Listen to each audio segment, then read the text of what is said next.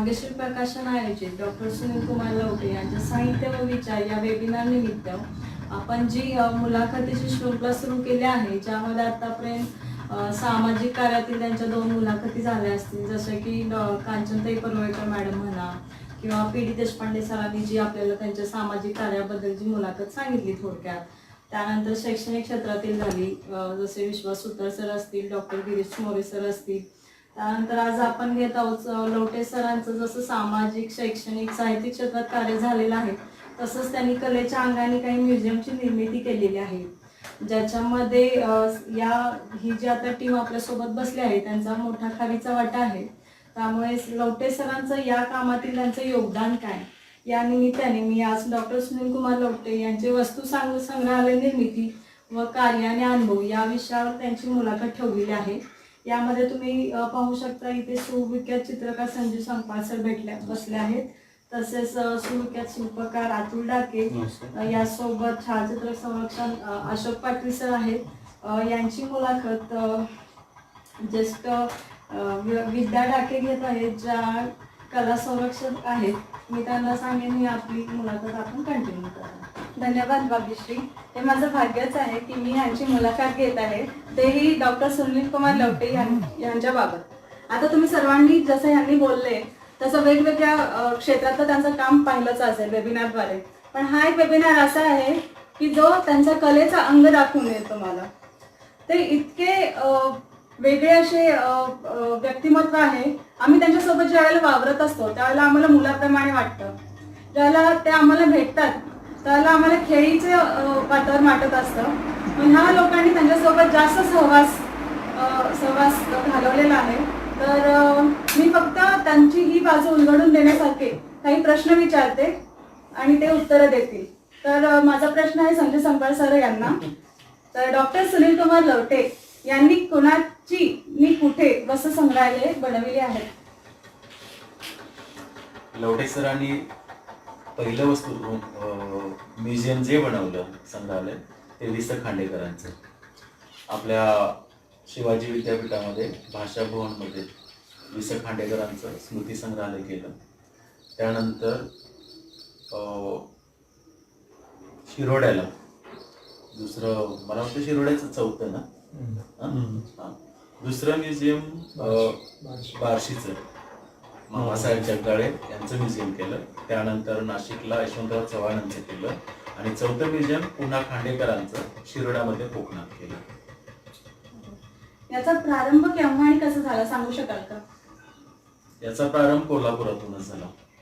मला वाटतंय लवटे सर हे अगदी लहानपणापासून वि स खांडेकरांना ओळखतात किंवा त्यांचे विद्यार्थी असतील आणि त्यांच्या सहवासात होते सर. आणि म्हणजे एखाद्या व्यक्तीचा इतक्या मोठ्या सहवास लाभल्यानंतर, त्यांचा आशीर्वाद लाभल्यानंतर त्या सरांच्या जडणघडणीत खांडेकरांचा खूप मोठा वाटा होता, एक आशीर्वाद होता सरांच्याकडे. आणि खांडेकरांचं कुठंतरी ते जीवन, त्यांचे जे एकूण जीवन कार्य असेल, खांडेकरांनी जे आयुष्यात निर्मिती केली, लेखन केलं, चित्रपटाबद्दल जे लिहिलं, एकूण जे काय असेल खांडेकरांचं जीवन, ते येणाऱ्या पिढीसमोर किंवा आताच्या लोकांसमोर जिवंत उभं राहावं ह्या स्वप्नातून सरांनी युनिव्हर्सिटीमध्ये भाषा भवनमध्ये खांडेकरांचं म्युझियम करायचं ठरवलं. आणि त्या अनुषंगानं म्हणजे ही म्युझियमची तयारी सुरू झाली आणि सरांचा एक वेगळा पैलू लोकांच्या समोर आला की कलेच्या दृष्टिकोनातून सरांचा म्हणजे एक एस्थेटिक सेन्स कसा आहे किंवा कला अभ्यास कसा आहे. म्हणजे एखाद्या व्यक्तीचं जर स्मृती संग्रहालय उभं करायचं झालं तर त्याच्यात अनेक गोष्टी येतात. तर त्या सगळ्या गोष्टींचा अभ्यास करून सरांनी त्या क्षेत्रातली म्हणजे म्युझियममध्ये ज्या गोष्टी येतात तर तिथं ज्या लागणाऱ्या आहेत, तर प्रत्येक विभाग वेगळा असतो, तर त्या विभागामधले तज्ज्ञ लोक असे शोधून त्यांना ते काम देऊन त्या म्युझियमची उभारणी केली. त्यामध्ये तुमचाही सहभाग होता, मग तो काय आणि कसा होता तो सांगू शकाल? माझा एकट्याचा सहभाग नव्हता. ॲक्च्युली आमची 5-6 जणांची टीम होती. त्याच्यात मूळ संकल्पना, संशोधन हे सगळं लवटे सरांचं असायचं.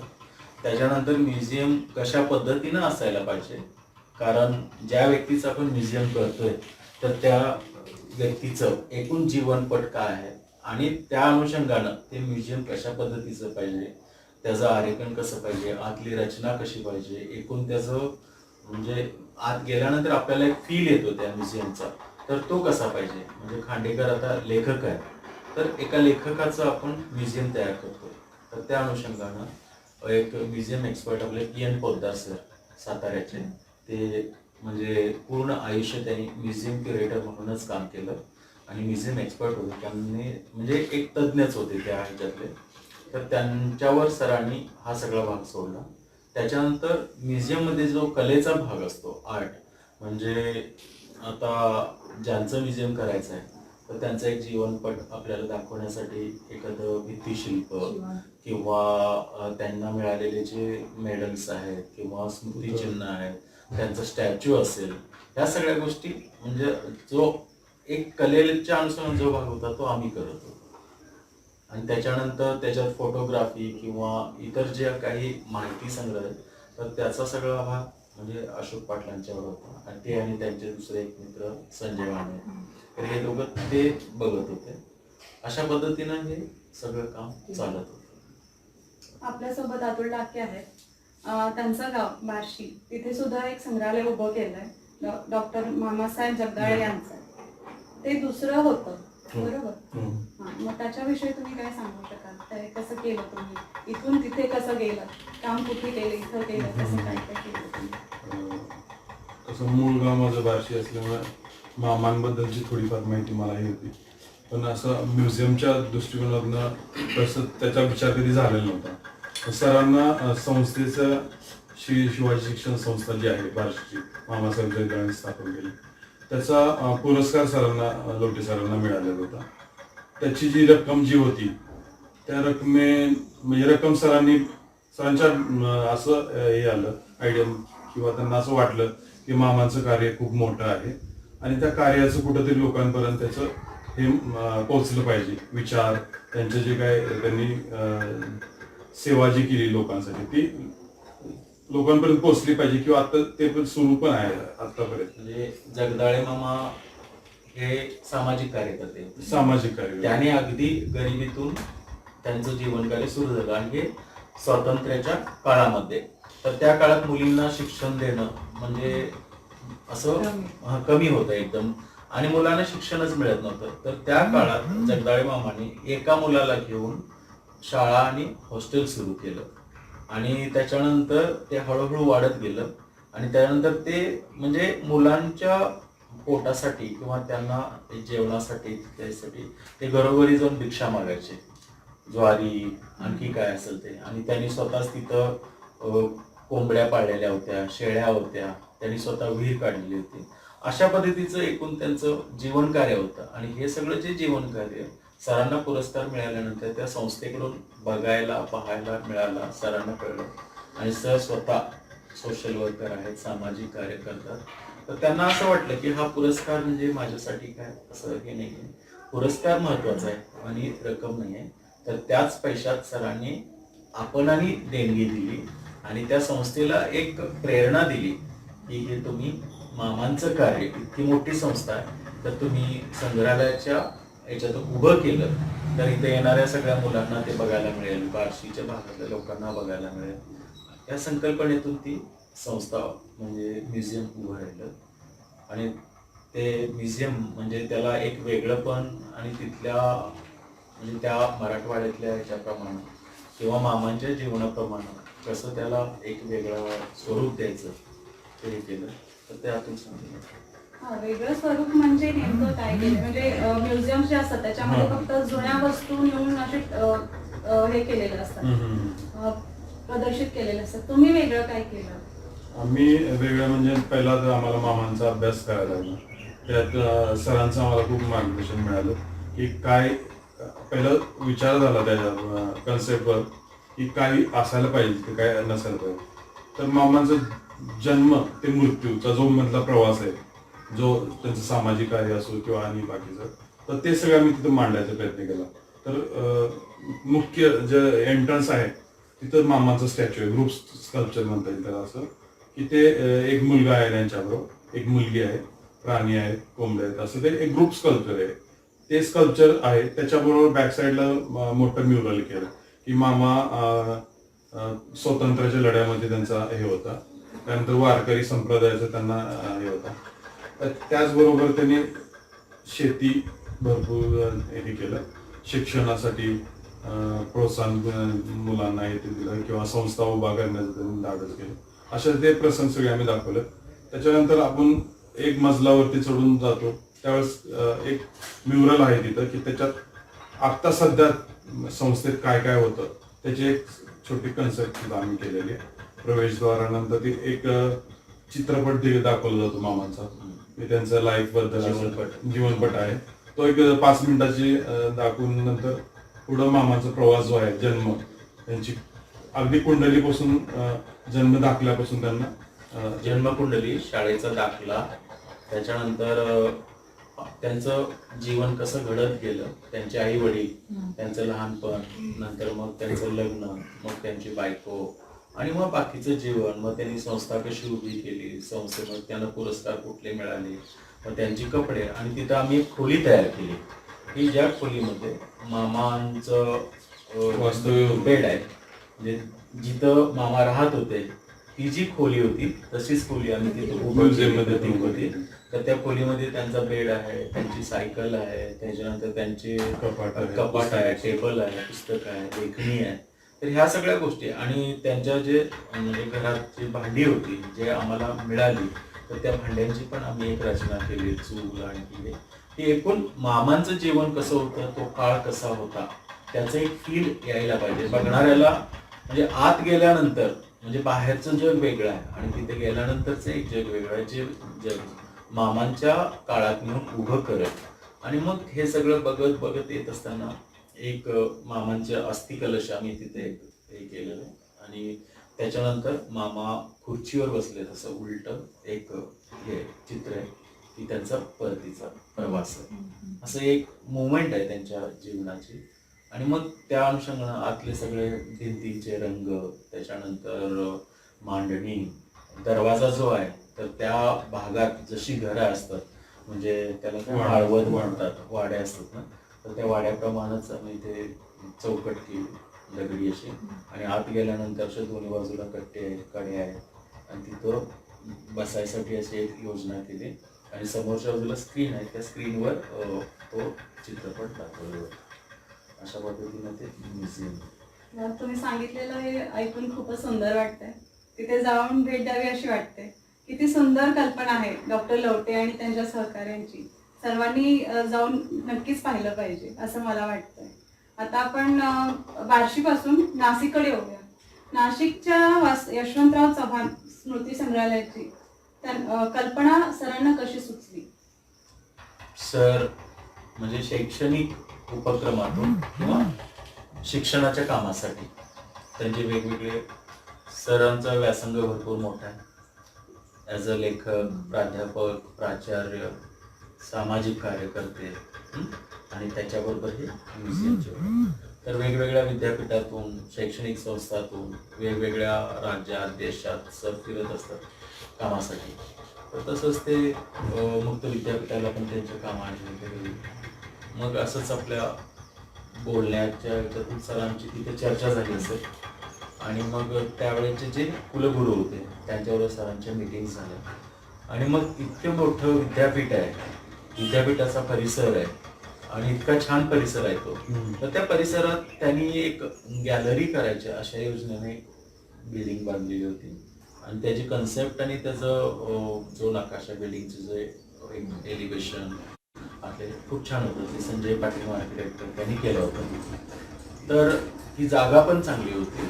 आणि मग सरांच्या डोक्यात ही संकल्पना आली की इथं यशवंतराव चव्हाणांचा पुतळा, महाराष्ट्राची घडण, त्यांचं जीवन आणि त्यांचं एक म्युझियम असं उभं केलं तर तिथे येणारं जे प्रत्येक व्यक्ती आहे, विद्यार्थी आहे, जे कोणी येते वेगवेगळ्या, आता मोठं विद्यापीठ म्हणल्यानंतर बरेच बाहेरच्या संस्था आहेत तसं, तर त्या सगळ्यांच्या समोर यशवंतराव चव्हाण काय होते आणि त्यांनी महाराष्ट्र कसं घडवलं, काय महाराष्ट्र त्यांनी दिलं हे लोकांच्या समोर जायला पाहिजे. या ह्याच्यातून ते म्युझियम उभं आहे. इथे एक यशवंतराव चव्हाण यांचा अर्धपुत्र आहे. त्याची ऐतिहासिक महत्त्व. हा, त्याची ऐतिहासिक आहे म्हणजे तो पुतळा म्हणजे कोल्हापुरातील सुपुत्र सुप्रसिद्ध ज्यांना आपण मास्टर म्हणून हे करतो रवींद्र मिस्त्री शिल्पकार त्यांनी केलेला. आणि हा पुतळा म्हणजे त्यांच्याकडे रेडी होता पण तो कुठे डिस्प्ले झालेला नव्हता. सर गेल्यानंतर तो तसाच होता आणि मला माहिती होतं ते. ॲक्च्युली तिथं जे पुतळ्याचं काम होतं आणि म्युरलचं काम होतं तर ते आमच्याकडे होतं. पण मी लवटे सरांना म्हटलो की म्हणजे आम्ही पुतळा करण्यापेक्षा आपल्या इथं बाबूराव पेंटरांचे चिरंजीव रवींद्र मिस्त्री यांनी यशवंतराव चव्हाणांचा केलेला इतका छान पुतळा आहे की तो पुतळा जर तिथं बसला तर त्या पुतळ्याचा पण एक स्वतःचा दर्जा आहे. त्या कलाकाराला एक मोठं उंचाई आहे किंवा त्यांचं एक स्थान आहे कलाक्षेत्रातलं. आणि त्या जिथं बसवणार आपण संस्था ती पण मोठी आहे की म्हणजे एक परफेक्ट असं म्हणजे काय म्हणतो त्याला आपण योगायोग येतो ना जो तसं झालेलं. आणि मग आम्ही काम करण्यापेक्षा तो पुतळा तिथे ठेवूया आणि बाकीचं म्युरल आम्ही करतो असं मी सरांना सांगितलं. आणि त्याचं ऐतिहासिक महत्व म्हणजे की कोल्हापूरच्या एका मोठ्या शिल्पकाराचं ज्याला आपण मास्टर म्हणतो, ज्यांनी ताराराणीचा पुतळा केला, बाजीप्रभूंचा पुतळा केला, त्याच्यानंतर बेळगावला शिवाजी महाराजांचा पुतळा केला. तर असे मोठे शिल्पकार आहेत. यांचा यशवंतराव चव्हाणांचाच दिल्लीला बसवलेला पुतळा केला. तर त्या अशा मोठ्या व्यक्तीचं काम तिथे होतं, त्यालाही ऐतिहासिक महत्व आहे. हे संग्रहालय बनवताना ते वास्तुशिल्पी बरेच असतील ना, त्यांना डॉक्टर लवटेंनी काय म्हणजे दृष्टिकोन आणि कशी संकल्पना त्यांनी समजावून दिली? समजावून त्यांना सांगितलं म्हणजे तिथली जी बिल्डिंग आहे ती मॉडर्न कन्सेप्ट होती त्याची.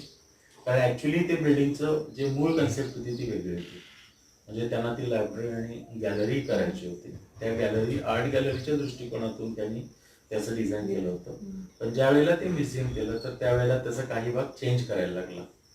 म्हणजे म्युझियममध्ये कसं की ओपन लाईट नको होता सरांना, की जो बाहेरून डायरेक्ट असा आत येत होता. तर ते सरांनी त्या आर्किटेक्ट बरोबर आम्ही सगळेजण गेलेलो. तर मिळून त्यांच्यावर चर्चा करून सरांना कसा बदल पाहिजे की म्युझियममध्ये एंटर केल्यानंतर आपल्याला बाहेरचं जग लक्षात नाही आलं पाहिजे की म्युझियमच्या जगात आपण पाहिजे आणि तिथल्या ह्याच्यातच वावरायला पाहिजे आणि त्याचा एक इम्पॅक्ट असतो तो आपल्या मनावर पडायला पाहिजे असं सरांच्या डोक्यात होतं.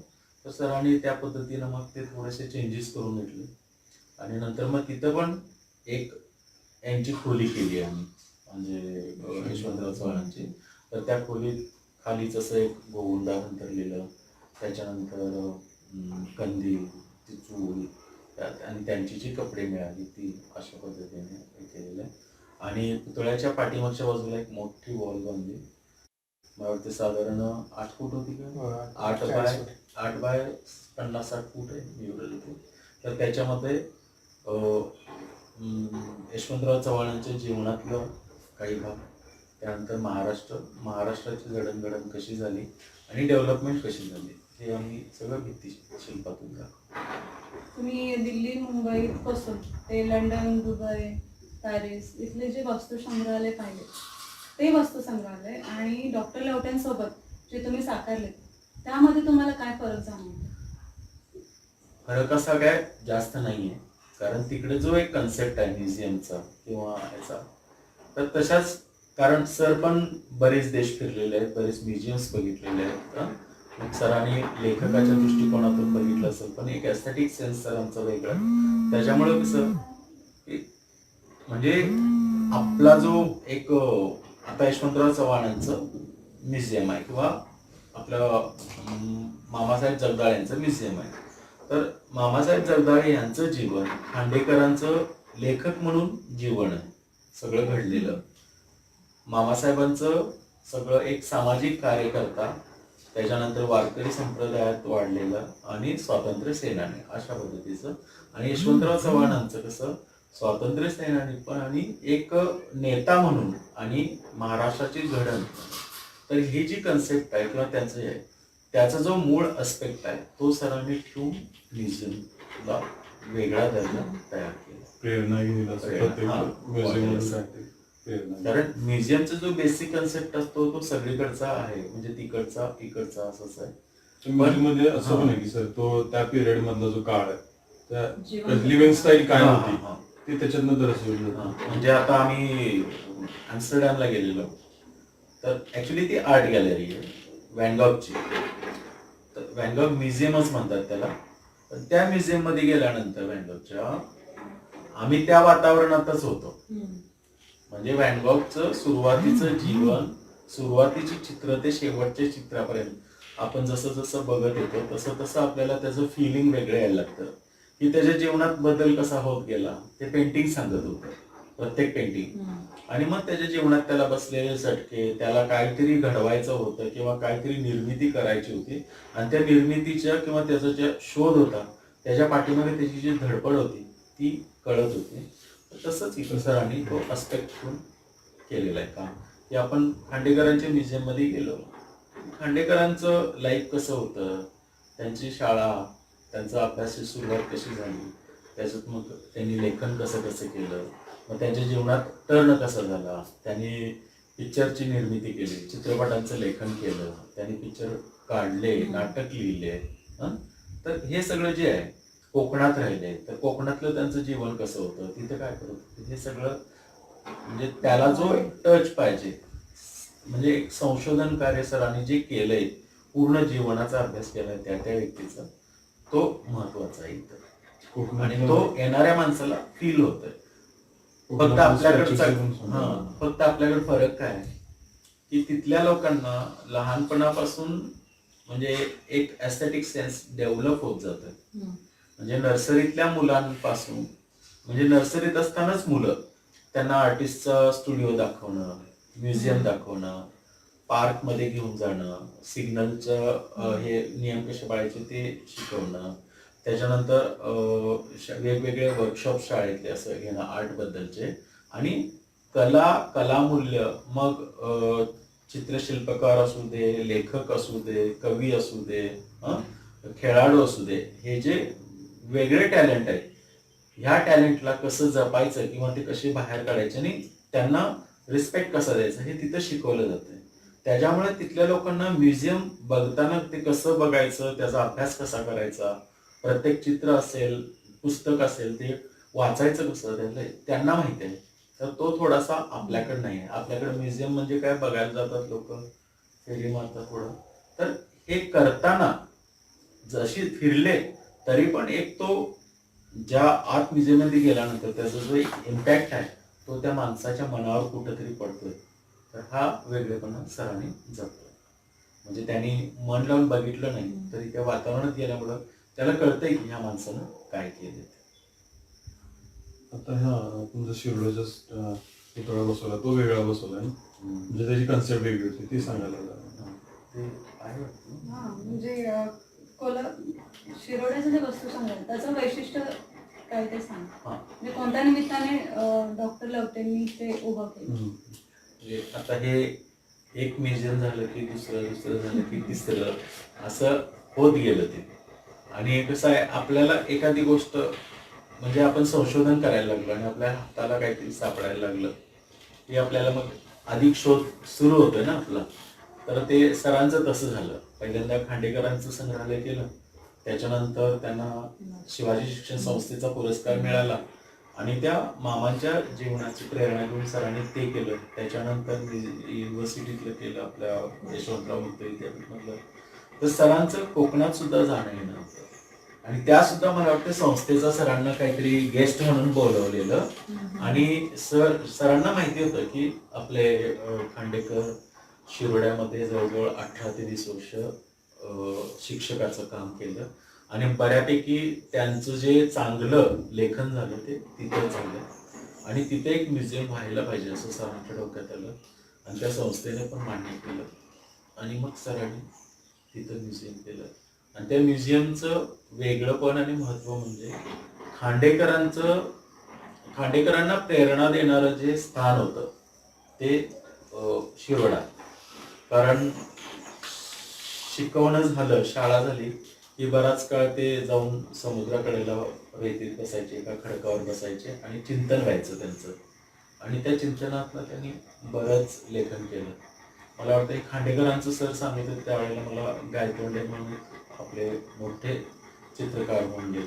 तर त्यांचं खांडेकर पण बराच वेळ तासंतास समुद्राच्या कडेला जाऊन बसायचे आणि ते म्हणजे एक जी समुद्रातलं भव्यता असेल, शांतता असेल, त्याच्यातली खोली असेल ती अनुभवायची आणि त्यांचं चिंतन मनन व्हायचं आणि ते पेंटिंग करायचे. त्यांच्या पेंटिंगमध्ये टेक्स्चर आणि कलरशिवाय दुसरं काय नाही आहे, पण जी खोली आहे त्याच्या पाठीमागे एक आध्यात्मिक ठेवण आहे आणि जी डेप्थ आहे ती तिथं जाणवते.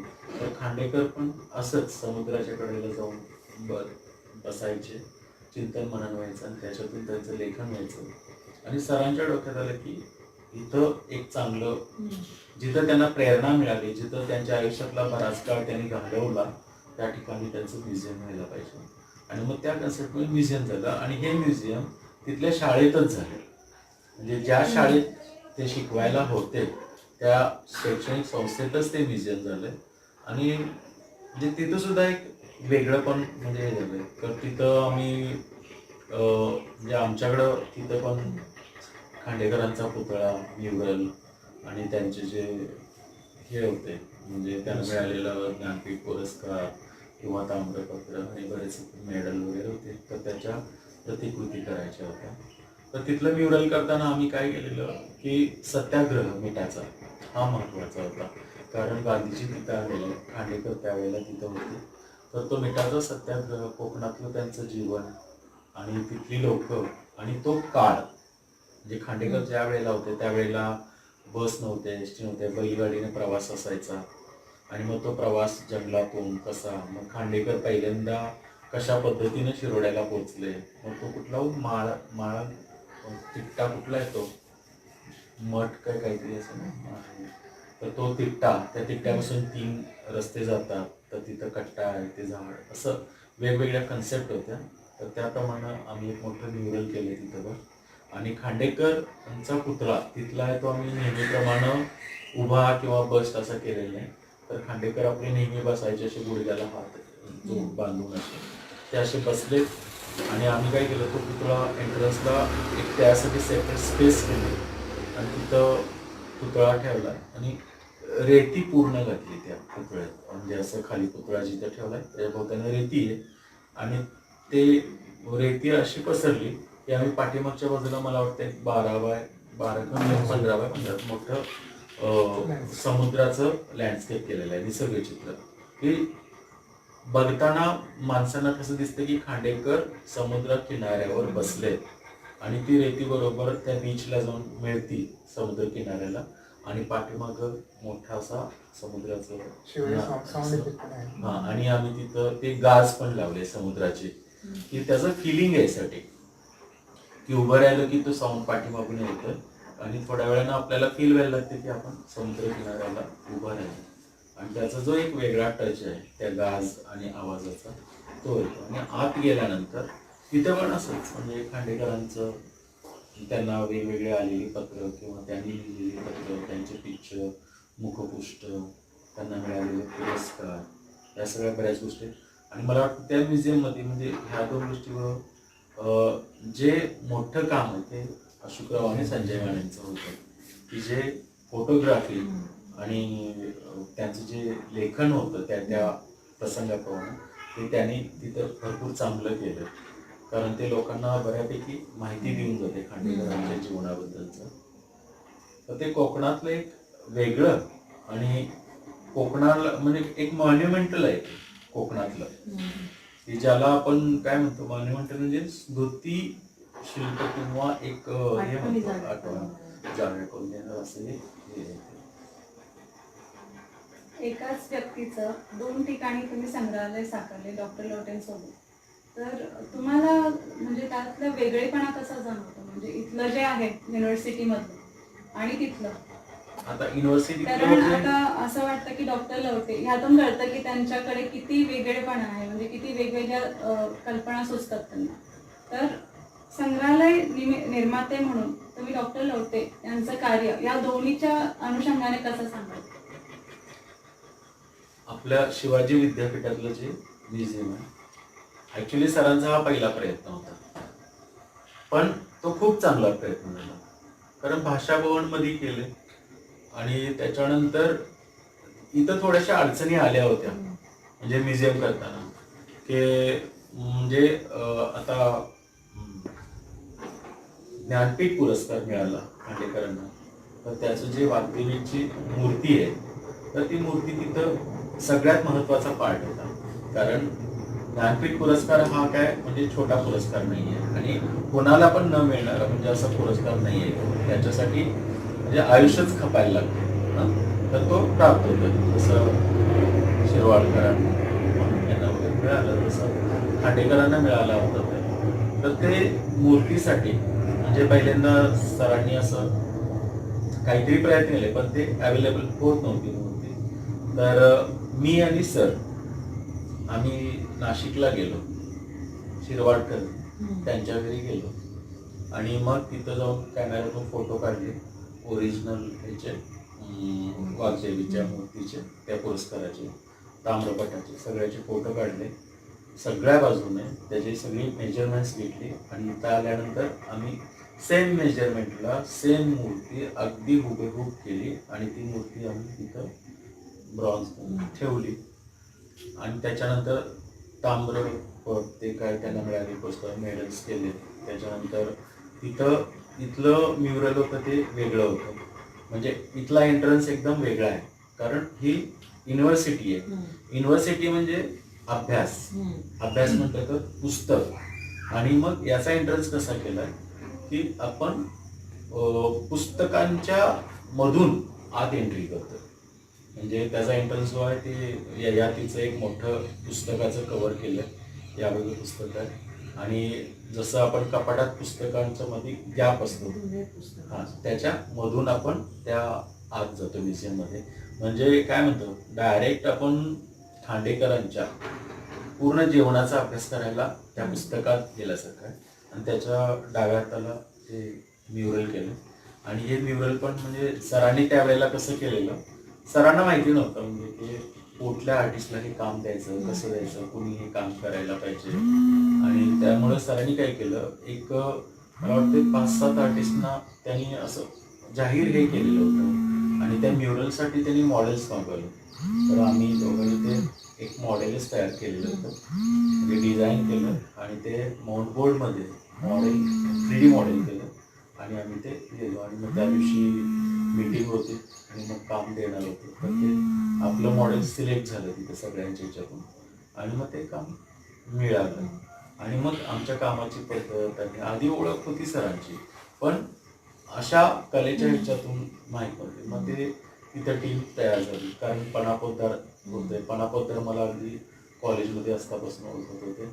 अशोकराव आमचे पण तिथे जवळ झाले. त्यानंतर तो हरीश गडकरी होतं त्यावेळेला फोटोग्राफी नाही करायला. तर हे पहिलं काम आम्हाला असं मिळालं. आणि मग ते आम्ही एंट्रन्सला तशा पद्धतीचं ते हे केलेलं आहे, म्युरल केलेलं आहे की त्याच्यामध्ये सेंटरला वाग्देवीची मूर्ती आहे आणि त्या वाग्देवीच्या मूर्तीच्या भोवतीनं खांडेकरांचं जीवन फिरते सगळं. म्हणजे त्यांच्या जीवनातले पुस्तकाचे कवर्स, त्यांच्या कॅमेरा आणि त्यांचं जीवनातले वेगवेगळे त्यांचे लेखन हे असं आहे. आणि त्याला टेराकोटा इफेक्ट दिला आम्ही इथं. आणि शिरोड्याला जो दिलाय तो आम्ही पाषाणाचा असं इकडे कोकणाचा फील येईल असं केलंय. तिकडे ऑलरेडी तो आहेच, त्याच्यामुळे तिथं तो नाही केलेला. आणि याचं म्हणजे हे एक शैक्षणिक संस्था आहे, विद्यापीठ आहे, अशा पद्धतीने केलं. आणि तिकडचं जे म्युझियम आहे ते कोकणात आहे. कोकणात येणारी बरीच लोक आहेत आणि खांडेकरांचं बरंच जीवन कोकणात गेलं आणि ते कसं घडलं ते तिथं दाखवलं. म्हणजे कोकणातल्या एका घरात गेल्यासारखं आम्ही ते म्युझियम केलेलं आहे. म्हणजे आत बेंगलोरी कवलं दिसतात, ते तुळ्या आहेत. आत गेल्यानंतर जो फील येतो तर कोकणातल्या एका घरात आपण आत एंट्री केली असं आहे. आणि इथं जाताना आपण लायब्ररीत एका पुस्तकाच्या आत जातो असं फील आहे. बरीचशी माहिती तुम्ही दिलेली आहे सरांच्या ह्या एका पैलू बाबत. पण जाता जाता मला एक असं विचारावंसं वाटतं की भविष्यात तुम्ही कोणकोणती संग्रहालय साकारणार आहात सोबत?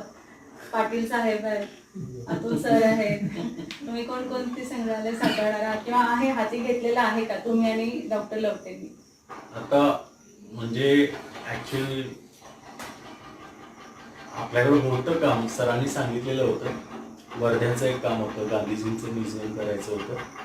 त्याच्यानंतर साने मला वाटतं तुम्ही गुरुजींचं काहीतरी मॉरिशस बद्दल एक साने करायचं गुरुजी चाललंय. साने गुरुजींचं एक करायचं होतं. आणि हिंदी विद्यापीठ म्हणजे मॉरिशसला एक हिंदी विद्यापीठ आहे, तर तिथे एक हिंदी भाषेवरचं एक म्युझियम करायचं असं डोक्यात सरांच्या.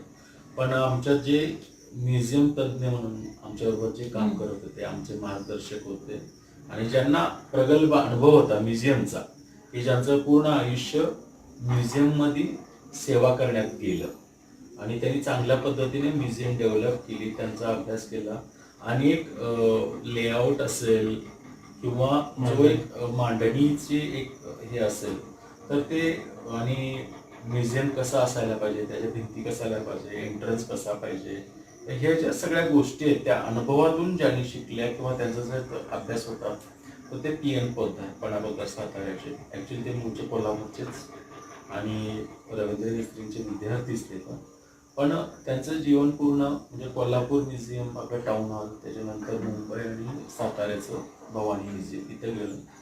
तर ते म्हणजे त्यांचा मोठा सिंहाचा वाटा होता ह्याच्यात. कारण ॲक्च्युली आम्ही आर्टिस्ट आहे, आम्हाला त्यांनी पूर्ण रिस्पेक्ट देत होते, आम्हाला ते वडिलांच्या ठिकाणी होते.